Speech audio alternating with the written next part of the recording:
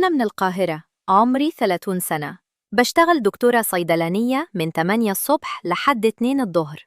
جوزي مهندس في شركة اتصالات وسفره كتير جدا، لدرجة إنه ممكن يقعد أسبوع كامل برا البيت في محافظات بعيدة. علاقتي بيه الفترة الأخيرة بقت سطحية جدا، وكأننا عايشين في بيت واحد من غير ما يكون في أي تواصل حقيقي. كل ما حاولت أكلمه في الموضوع كان يرد بجملة معلش أنا غصب عني، ويختفي ورا شغله. مع الوقت سكت خالص، وقررت في نفسي إنه خلاص بقى زي الشخص الغائب، مش عايش معانا عشان ما تعبش نفسيتي. أنا وحدي اللي بتحمل مسؤولية بناتي في كل حاجة: الدراسة، الأكل، الواجبات، حتى طلباتهم اليومية. أبوهم موجود بالاسم بس. في يوم من الأيام كنت قاعدة مع صاحبتي في قعدة بنات، وفتحت معاها موضوع البنات اللي بيقضوا وقت كتير لوحدهم.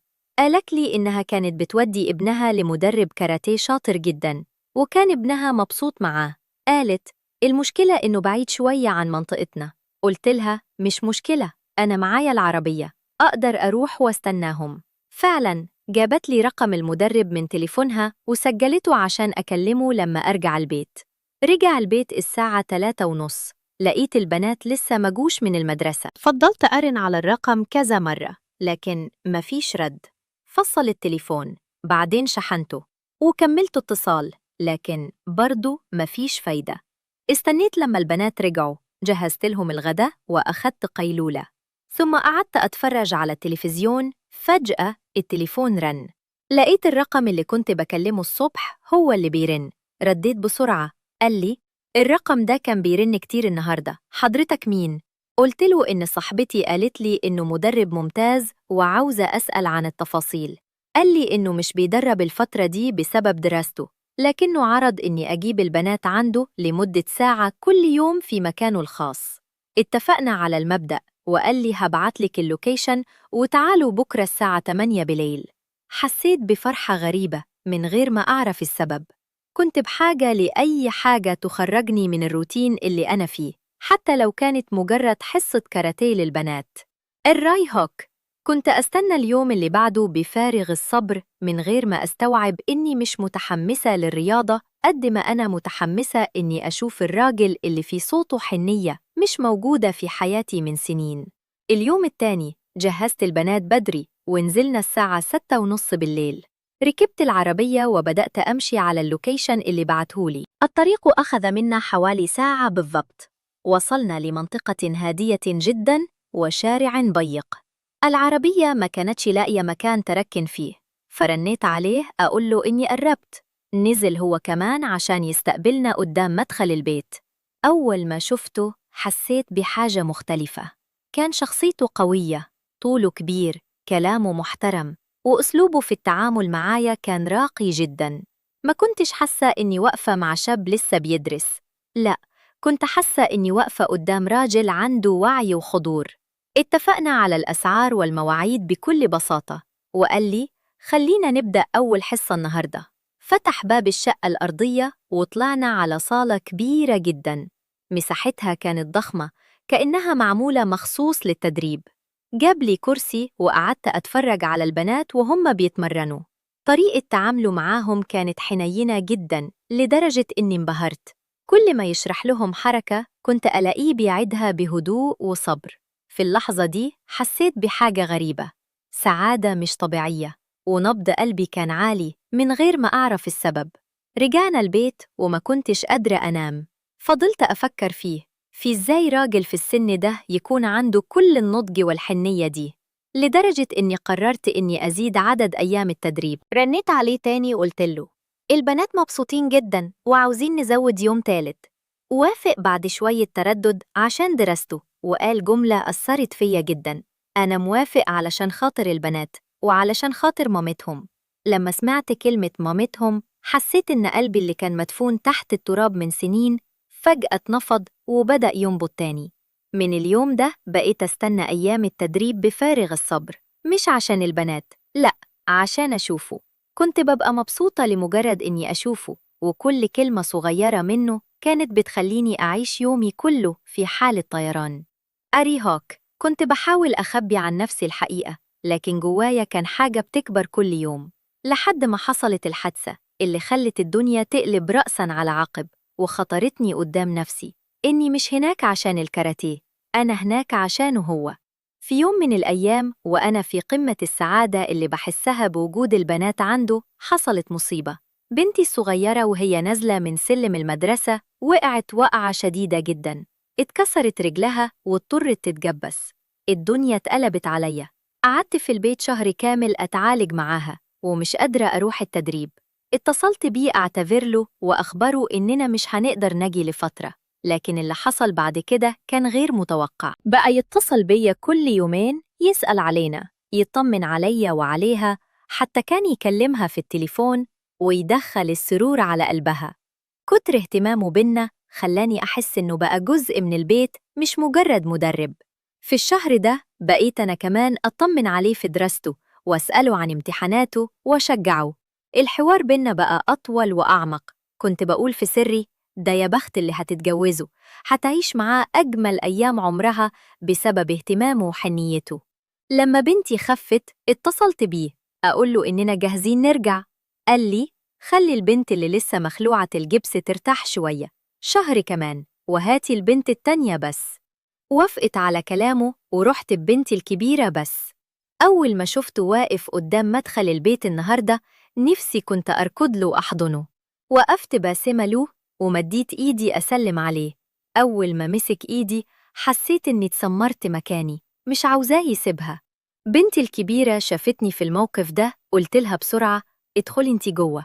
فضلت ماسك إيدي شوية وقلت له عاوزة أقولك حاجة بس مش عارفة هنا ولا لأ. قال عاوزة تقولي إيه؟ قلت مش دلوقتي، لما أروح أبعتها لك. ودخلنا الصالة وبدأت بنتي الحصة. بعد ما رجعنا البيت بعت له رسالة قصيرة: أنت كنت وحشني قوي. استنيت رده بقلبي في إيدي. لما جات الرسالة لقيتها بتقول وأنا كمان كنت وحشك. الكلمة دي كانت كفيلة إني أطير من الفرح، وكنت عارفة إن من النقطة دي كل حاجة هتتغير. بعد الرسالة دي رنيت عليه على طول وفضلنا نتكلم ساعات طويلة. كلمته عن إني من أول مرة شفته وأنا معجبة بيه رغم إني متجوزة، بس مش عارفة إيه اللي يخليني سعيدة وأنا معاه. قال لي وإنتي أصلاً اللي يشوفك ما يقولش عليكي إنك متجوزة خالص ولا عندك ولاد. من اللحظة دي اعترفنا لبعض إننا بنحب بعض.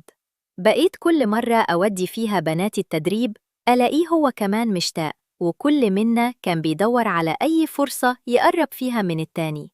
كنت بقيت أتمنى أقرب منه، أحضنه، أسمع صوت نفسه. كنت بفكر في أي حاجة تخليني أكون لوحدي معاه ولو لدقايق. في يوم من الأيام وأنا قاعدة في الصالة وهم بيلعبوا، قمت ودخلت المطبخ اللي في المكان وناديت عليه بهدوء. جايلي؟ قلت له خلي البنات يعملوا تمرين معين عشان ما يتحركوش، وتعال عاوزة أقولك كلمة سر. راح خرجهم وجايلي. أنا كنت واقفة مفرودة إيديا فتحها له، ما قدرش يقاوم، حضني بقوة جدا. حسيت إن عظمي كله حيتكسر. قلت له بالراحة عليا. ضحك وقال تفتكري في شاب زي كده قدامه واحدة زي القمر زيك وفي حضنه هيحضنها إزاي؟ حسيت إني ضعيفة قدامه، وبقيت كل مرة نلتقي فيها بدقايق في المطبخ، وكانت الدقايق دي كفيلة تخليني أعيش الأسبوع كله على ذكراها. لكن مع الوقت الموضوع بقى صعب عليا، مش قادرة أستحمل إني أشوفه دقايق بس وأمشي. قلت له أنا عاوزاك يوم كامل لوحدي. اتفقنا على إن المرة الجاية هاجي من غير بنات ونبقى إحنا الاتنين بس. أريهوك. حسيت إن قلبي بيخبط في صدري من كتر الحماس والخوف. كنت عارفة إن اللي هعمله هيكون نقطة تحول في حياتي، لكني كنت مستعدة أدفع الثمن. المرة اللي جاية كنت رايحاله لوحدي ولبست حاجة متخيلهاش حتى. جاء اليوم الموعود. سيبت البنات عند أمي وقلت لها إن عندي شغل ضروري. لبست جيبة قصيرة وبلوزة، وتحتها كنت لابسة لبس أسود قصاف وشفاف. أول ما دخلت الصالة وقفلت الباب ورايا بصلي بصة مش مصدق اللي قدامه. وقف مكانه وعينه كانت بتتفرس في كل حتة، مش قادر يستوعب اللي هو شايفه. قرب مني ببطء وكانت إيده ترتعش. فضل يتعامل معايا بطريقة حسيت فيها إنه كان محروم طول عمره، وإن كل حاجة كانت مكدسة جواه بقت قدامه فجأة.